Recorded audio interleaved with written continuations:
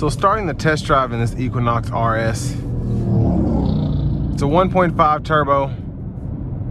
If you've watched some of my other reviews of the different Equinoxes over the years, you'll kind of know how I feel about those. I wish they never got rid of the 2-liter, or maybe just brought back the 2.5 4-cylinder. This 1.5 is just it's not a lot of power for this thing. I mean, it gets the job done, but it's just not, it just feels strained whenever you have to put your foot down. But I mean, it's getting 26 miles per gallon, city 28 highway. So if you're more interested in fuel economy than that, you won't be disappointed, because you're not gonna be trying to thrash it. Anyways, speaking of which, I'm gonna give it a little pull here, but not too much. Here we go.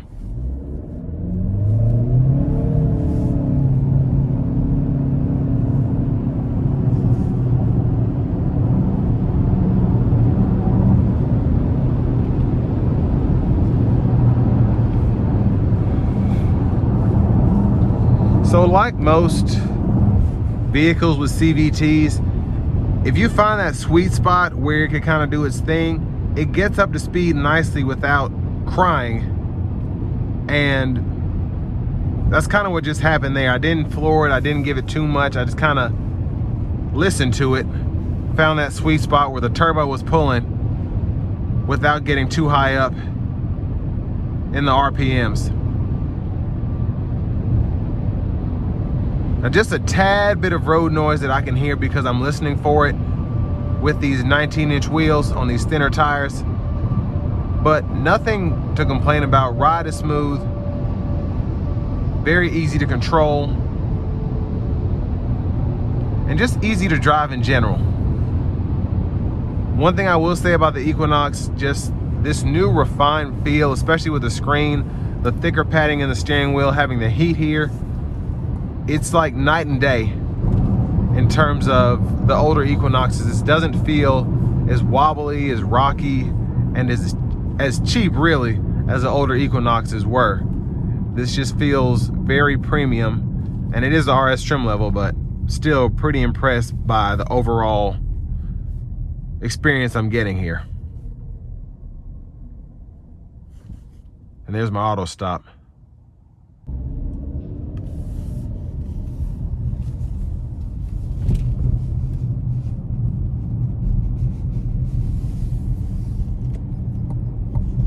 Now, in terms of what you get for the money, the RS trim, it's more expensive, but I just love what all you get here. You have the heated cooled seats with the package on this one, the heated steering wheel, the panoramic roof, the standard adaptive cruise control. I could go on and on. You just get a ton with this trim here.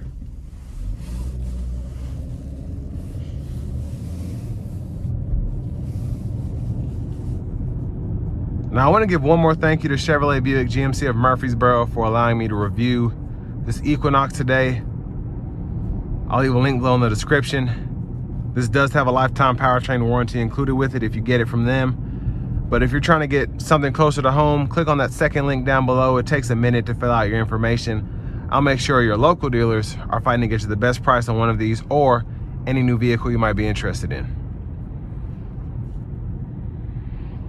But all in all, the RS, I think if you're getting an Equinox, it's the way to go. Again, you feel like you're in a much more luxurious SUV, wireless charging pad, just how the center stack here is set up. It just feels so premium, so nice. And you just can't complain with what you get here.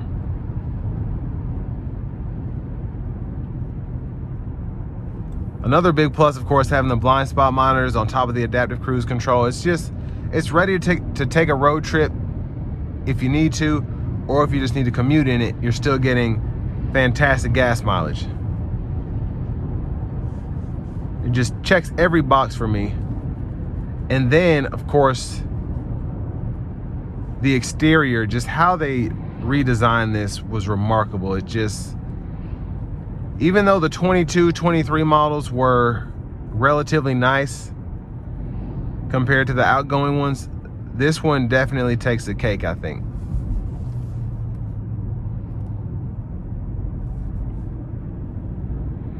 And the Evotex, I wasn't feeling it at first, but I like it. I like how comfortable it is. I like how it feels like leather without necessarily having to pay for leather.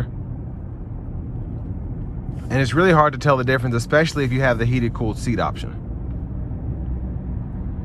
I'd rather have heated and cooled as opposed to just having leather any day. So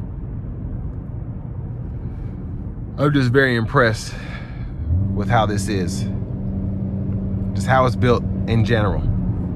So if you're getting an Equinox, even if you're looking at the CRVs, RAV4s, this one right now is at the top of my list.